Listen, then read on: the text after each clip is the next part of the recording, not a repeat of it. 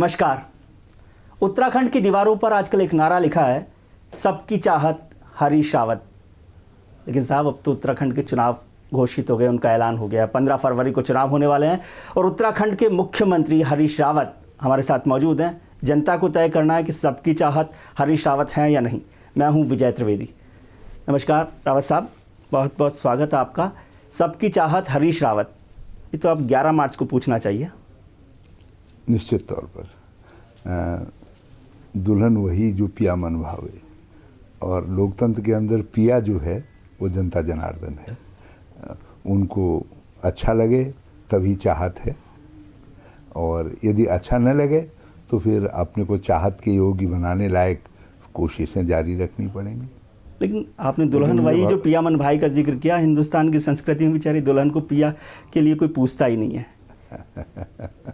लेकिन लोकतंत्र में ये गुंजाइश नहीं है, और भारत की जनता ने एक से ज़्यादा बार ये दिखाया है कि दुल्हन वही जो पिया मन भावे।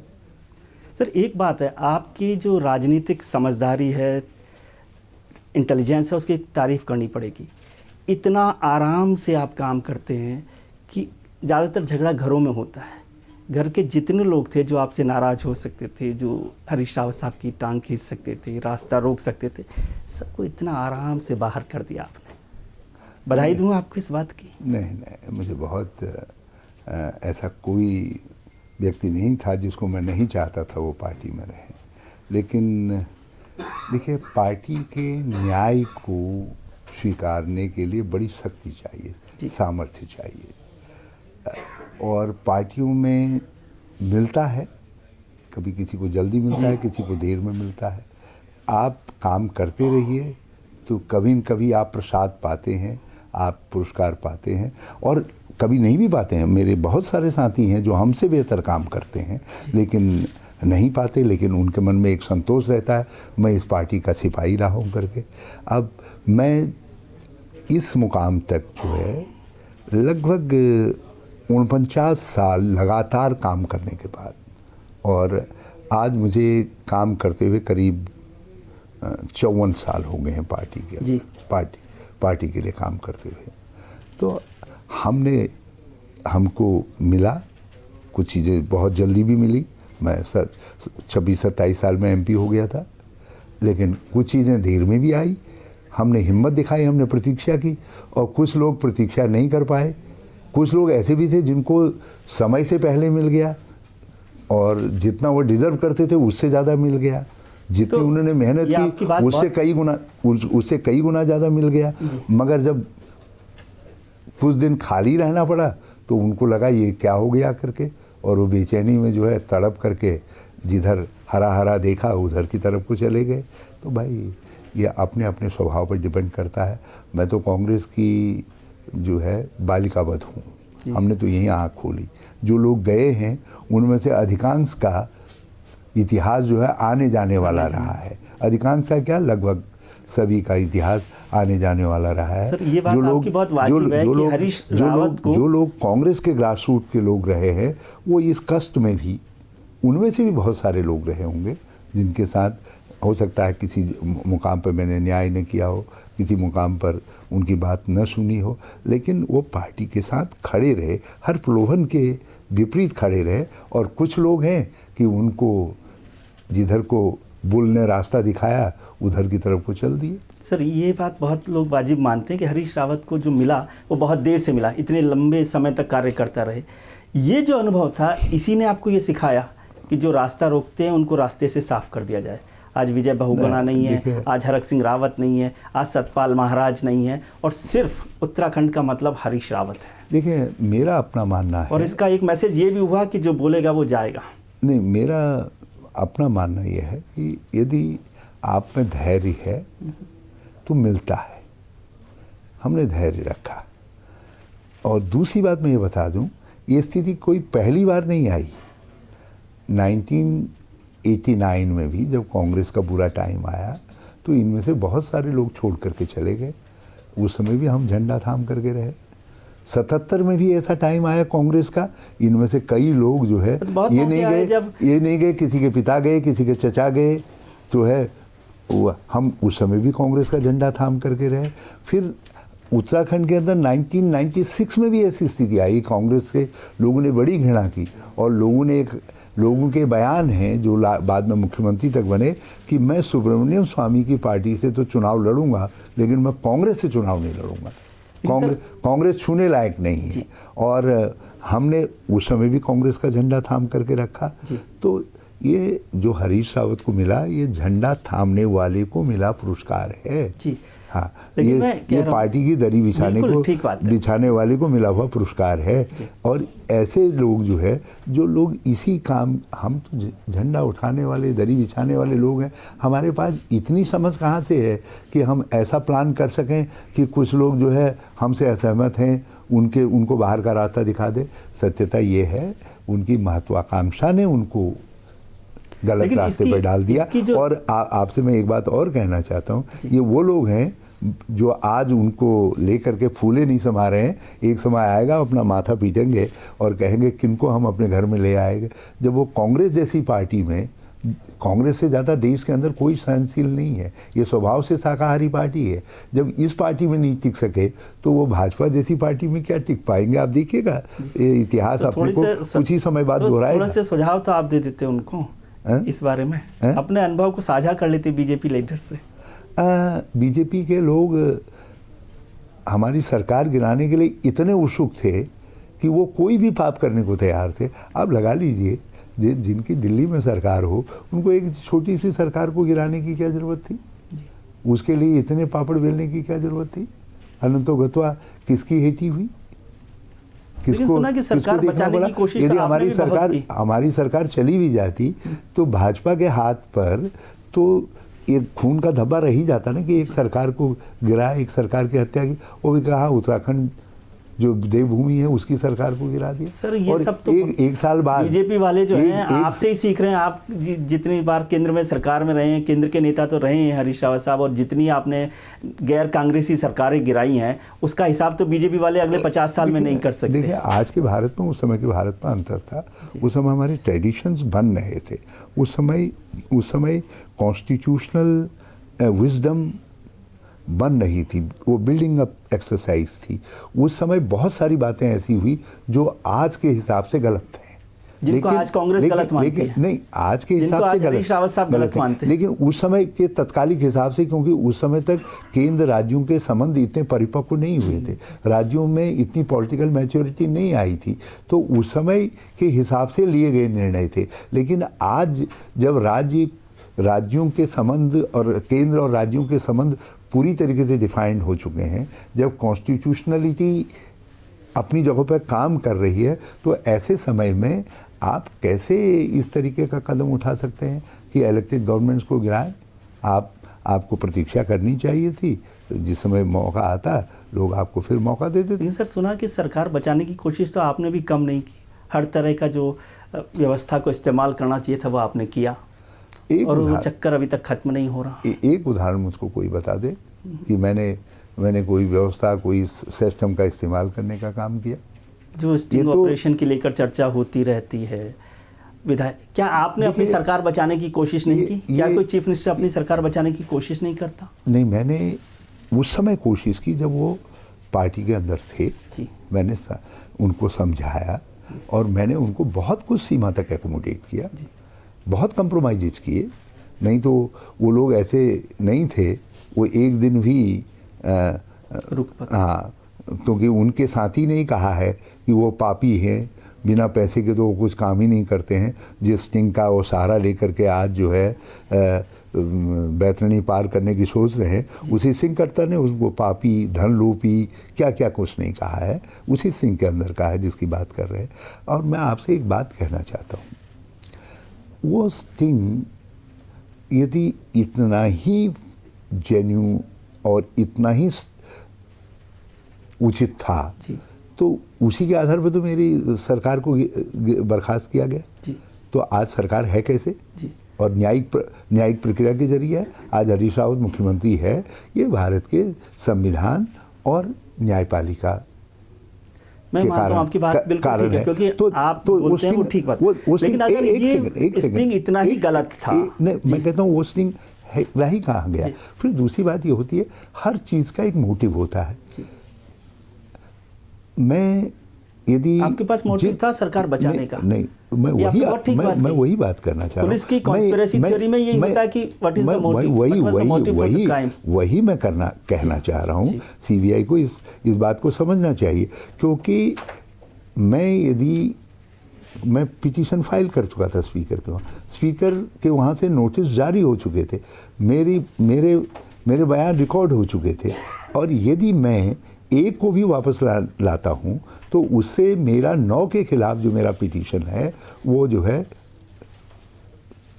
क्वेस्ट होता है, वो ख़त्म हो जाता है, मेरा क्लेम ख़त्म हो जाता है, तो जो मेरे लिए नुकसानदायक है। तो मैं ऐसा कदम क्यों उठाऊँगा जिस कदम से मैं अपने पाँव में कुल्हाड़ी मारूं?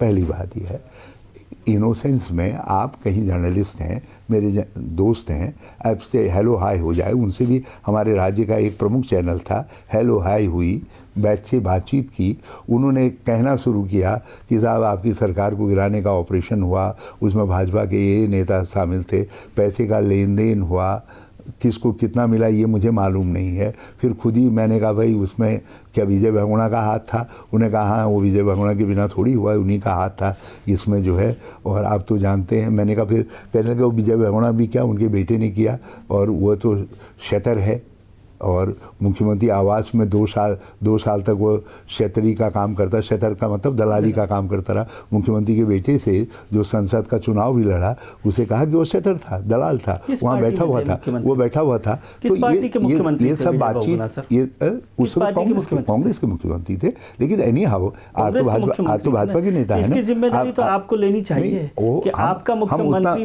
अपने मुख्यमंत्री आवास में दलाल को बैठाता है। हम उतना पार्ट का लेने के लिए तैयार हैं। आप जरा सा कांग्रेस के मुख्यमंत्री जो है अपने निवास पे दलाल रखता है, इसकी जिम्मेदारी तो हरीश रावत जी को लेनी चाहिए। मैं वो कह रहा हूँ, मैं उतनी जिम्मेदारी लेने के लिए तैयार हूँ कि मेरी पार्टी के मुख्यमंत्री के घर में एक दलाल बैठता था, और जिसको स्टिंग करता ने दलाल कहा है, और जो मुख्यमंत्री का बेटा था, मैं वो जिम्मेदारी लेने के लिए तैयार हूँ। लेकिन भाजपा ये तो स्वीकार करे कि आज वो शतर अपने पिता सहित जो है हमारी पार्टी का नेता है, ये तो स्वीकार करे। और ये तो कहे भाजपा ये तो कहे, आप ये तो एडवाइस करिए उनको कि वो ये तो स्वीकार करे कि वो शतर था और वो शतर अब हमारी पार्टी का नेता है, ये तो स्वीकार करे। लेकिन मैं तो हैरान हूँ सर, इतनी बड़ी पार्टी कांग्रेस जो सत्ता का अनुभव, मतलब यदि वो सरकार नहीं गिरती, यदि विजय बहुगुणा मुख्यमंत्री बने रहते, तो कांग्रेस सरकार का मुख्यमंत्री एक दलाल के साथ सरकार चलाता रहता और हरीश रावत चुपचाप रहते।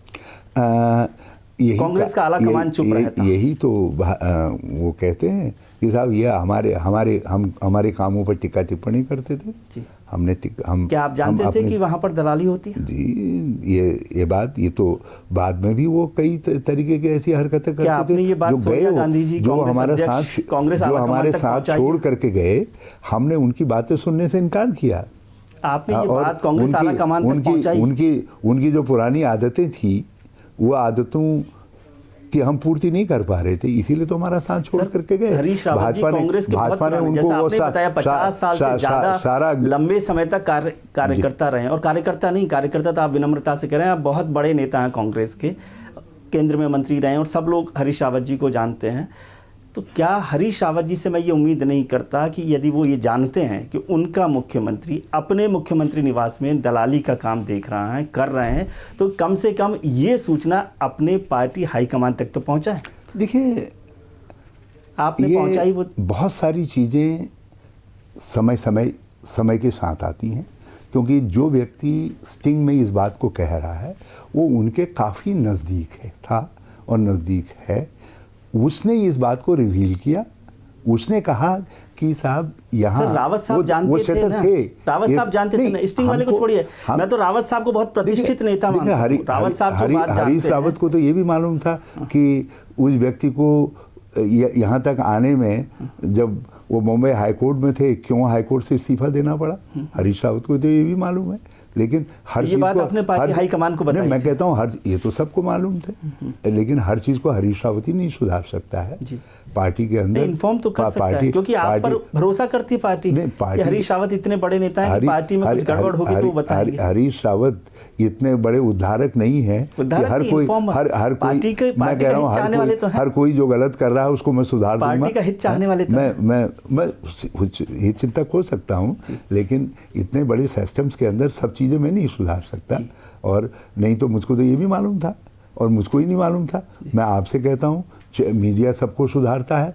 मीडिया को भी ये मालूम था कि बॉम्बे हाई कोर्ट से किसी को क्यों इस्तीफा देना पड़ा है। मीडिया को और भी बहुत सारी चीज़ें मालूम थी। तो ये समय मैं आपकी बात को मानता हूँ कि वो उचित नहीं था, अगर गलत था, जैसा कि आप कह रहे हैं, मैं आपकी बात को बहुत वजन देता हूँ। हरीश रावत जी ने कहा कि पोस्टिंग ऑपरेशन गलत था, उसकी कोई मंशा दूसरी थी, हरीश रावत जी की नहीं। तो ये बात सीबीआई के सामने कह देना है। अभी सीबीआई ने आपको बुलाया, आप गए नहीं, उसके अगले दिन आप हाई कमान से मिलने आ गए। आप कह रहे हैं कि इलेक्शन की वजह से मुझे टाइम नहीं। आप साफ हो जाए, सीबीआई को कहें कि देखिए आइए बात करते हैं, दो हाथ और करके हिसाब खत्म कीजिए, इलेक्शन से पहले क्लीन चिट दीजिए हरीश रावत को। मैं 2 बार पेश हो चुका हूँ। आप मुझे हर ऐसे मौके पर बुलाएंगे जिस समय कोई न कोई ओकेजन ऐसा हो कि दूसरे दिन इमीडिएट मेरी उपस्थिति आवश्यक हो। तो जब उन्होंने मुझको सूचना दी, मैंने कहा साहब मैं इस दिन नहीं आ सकता। और मैं एक बात कह रहा हूँ सीबीआई से कि साहब आप किसी दिन में आना चाहे, आप देहरादून आकर के कर लीजिए, मैं अपना काम भी करता रहूँगा, आपकी इंक्वायरी में मैं सहयोग भी करूँगा। मैं ना थोड़ी कह रहा हूँ, और I am well with in my right. नहीं, कुछ लोग इसे डर समझते हैं, कुछ लोग इसे 2 हाथ करना समझते हैं। मैं हरीश रावत क्या करना चाहते हैं? नहीं, मैं एज चीफ मिनिस्टर ही नहीं कह रहा हूँ, मैं सीनियर सिटीजन भी मैं हकदार हूँ। और आप ये फैसिलिटी दूसरों को दे सकते हैं। जिन लोगों ने मेरे ऊपर कॉन्स्पिरेसी करके मेरे खिलाफ ये स्टिंग के रूप में करके मेरी सरकार गिराने का काम किया, आप उनका बयान लेने तो देहरादून जा रहे हैं आप, और एक राज्य के मुख्यमंत्री का बयान लेने नहीं जा रहे हैं। तो इसका मतलब आप क्या इशारा करेंगे? क्या पॉलिटिकल वेंडेटा की तरह से काम कर रही है सीबीआई? आप हमारे दोस्त हैं, मैं चाहूँगा कि हमारे कुछ दोस्त सीबीआई को ये राय दे, वो वहाँ आकर के अपनी इंक्वायरी पूरी कर ले। यदि मैं इंक्वायरी में सहयोग करने से इनकार करूँ तो मुझे बताएं। यदि वो सुबह आएंगे, मैं शाम को हाजिर हो जाऊँगा। मैं क्या मानूँ कि क्या सीबीआई पॉलिटिकल वेंडेटा के तौर पर काम कर रही है?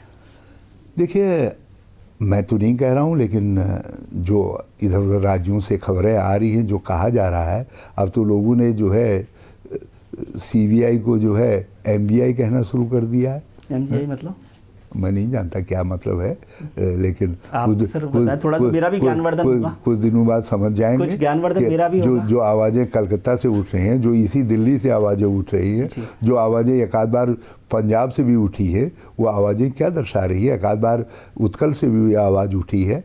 देखिए, थोड़ा मेरा भी ज्ञानवर्धन कीजिए ना। देखिए, आप यदि सीबीआई का इस्तेमाल राजनीतिक विरोधियों के खिलाफ करेंगे, केंद्र सरकार में बैठा हुआ प्रत्येक व्यक्ति इस बात को जानता है कि जिस बुनियाद के आधार पर, जिस स्टिंग के आधार पर हमने राष्ट्रपति शासन लगाया, वो राष्ट्रपति शासन ही नहीं टिका तो स्टिंग कहाँ खड़ा करता है? सवाल पूछना चुनाव को लेकर है कि जिन लोगों को आपने बाहर निकाला वो महाभारत की तरह से सामने आ गए हैं, वो फिर आपके सामने खड़े हैं। तो जिनको 5 गांव नहीं दिए, वो 5 गांव वाले लोग आपके साथ सामने खड़े होंगे इस चुनाव में। आपके भाई हैं वो। महाराज, हमने तो उनको पूरी दुनिया दे रखी थी। आप यदि उनमें से उन कलाकारों के आप जानकारी लें तो उनके लिए क्या नहीं झेला हमने। यही लोग तो थे, सारे खनन के पट्टे जिन्होंने दिए, सारे जितने जो है क्रैशर दिए, सब लोग जो है आप बीजेपी में हैं। यही लोग हैं जिनके समय में आपदा का घोटाला हुआ। यही लोग हैं जिनके समय में पॉली हाउस घोटाले के लिए बीजेपी ने 3-3 दिन विधानसभा नहीं चलने दी। यही लोग हैं जिनके समय में बीज घोटाला हुआ, जिसके लिए बीजेपी ने विधानसभा नहीं चलने दी। यही लोग हैं जिनके समय में जमीन घोटाला हुआ, सैलाकुई का जो है, जिसके लिए विधानसभा नहीं चलने दी। इन्हीं के समय में जो है सिटकुल में जमीन का घोटाला होता है, जिसके लिए भाजपा जो है सदन नहीं चलने देती है। अब वो सब भाजपा में विराजमान है। आपकी बात, आपसे थोड़ा सा छोटा सा ज्ञान लेना ऐसे लोग जो है यहाँ 5 गांव नहीं मिले। अब मैं तो कह रहा हूँ आपको भाजपा दान कर दी है, भाजपा को मुबारक हो। आपकी बात मान ली कि बीजेपी सबसे खराब पार्टी है, तो क्या मैं ये मानूं कि इन चुनाव में हरीश रावत साहब बीजेपी से आने वाले को किसी को कांग्रेस में शामिल नहीं करेंगे, किसी को टिकट नहीं देंगे? देखिए, राजनीति एक डिफरेंट धरातल पर चलती है। आपको चुनाव जीतना है, आपको बहुमत बनाना है, ये भी एक तो जब अपने पास आते हैं तो वॉशिंग मशीन हमारे पास रहती है, उसमें धो लेते हैं आप उनको सबको। देखिए गंगा का पानी उस वॉशिंग मशीन में रहता है। किस उद्देश्य आ रहे हैं? यदि कोई व्यक्ति अपनी सदस्यता त्याग करके आ रहा है, वो हमारी पार्टी में आस्था व्यक्त कर रहा है, नए सिरे से चुनाव लड़ रहा है, तो ये तो लोकतंत्र के अंदर अलाउड है, प्रक्रिया है। लेकिन लोकतंत्र में पार्लियामेंट ने 10th शेड्यूल के अंदर दल बदल को महापाप करार दिया है। आप दल बदल नहीं कर सकते हैं। इन्होंने विजय बहुगुणा जी एंड कंपनी ने दल बदल किया है। इन्होंने अटल बिहारी वाजपेयी जी ने जिसको कोड़ कहा लोकतंत्र के नाम पर, जिसको कलंक कहा, जिसको कैंसर कहा, भारत इन्होंने जो है उत्तराखंड के शरीर पर वो घाव लगाने का काम किया है। वो कैंसर का रोग उनकी मैं चिंता नहीं कर रहा बीजेपी की, मैं तो आपकी बात कर रहा हूँ कि मतलब ये मालूम है कि देहरादून में रावत साहब ने वॉशिंग मशीन लगा रखी है जिसमें बाहर से लोग आएँ, वो धुलकर साफ हो जाएं और वो आपके साथ चलें। नहीं, हमारी वॉशिंग मशीन ऐसी भी नहीं है कि जो है इनके लिए किसी के लिए हमने उसको बिल्कुल खुला करके रखा है। हमारे वहाँ हम तो कपड़े पर साबुन रगड़ करके धोने वाले लोग हैं। तो हम जो है जो हमारे जो आएगा उसको अपने तरीके से अपने साबुन से धोएंगे, धो करके प्रेस करके तब उसको अपने लायक बनाएंगे। वो हमारे वहाँ काम करेगा, मेहनत करेगा, पार्टी को कुछ पार्टी के लिए त्याग करेगा, उसी को लेंगे। आप बेफिक्र रहिए, इसमें हम ये वॉशिंग मशीन का इस्तेमाल नहीं करेंगे। आपसे इसलिए पूछा कि देहरादून, पौड़ी, गढ़वाल, कुमायूं, हल्द्वानी में मैं गया तो लोगों ने कहा कि हरीश रावत और कांग्रेस अलग अलग नहीं है, सिर्फ एक ही नाम है कांग्रेस का, हरीश रावत जी। तो ये पूरा चुनाव हरीश रावत जी लड़ रहे हैं, टिकट भी आप ही को फाइनल करने हैं, जिताना भी आप ही को है, फिर से मुख्यमंत्री भी आप ही को बनना है। तो इसका धन्यवाद, इसकी क्रेडिट, इसका सेहरा आज ही बांध दिया जाए आपको? देखिए, ये बिल्कुल गलत है। पूरी पार्टी लड़ रही है, पूरा सिस्टम है। और इतनी विनम्रता किस काम की सर? लोग तो है ना बिना काम के अपने क्रेडिट लेते हैं और आप पूरा टिकट आप दे रहे हैं, आप चुनाव लड़ रहे हैं। ऐसा कहीं नहीं है, बल्कि मैं कांग्रेस का एक कंपेनर हूँ, और क्योंकि चीफ मिनिस्टर हूँ इसलिए चीफ कंपेनर भी हो सकता हूँ। इससे मेरी बाकी भूमिका नहीं है। बाकी भूमिका जो पार्टी संगठन है उसकी है, पार्टी नेतृत्व की है, और मैं एक कारिंदा हूँ, एक कारकुन हूँ, उसके तौर पर काम कर रहा हूँ।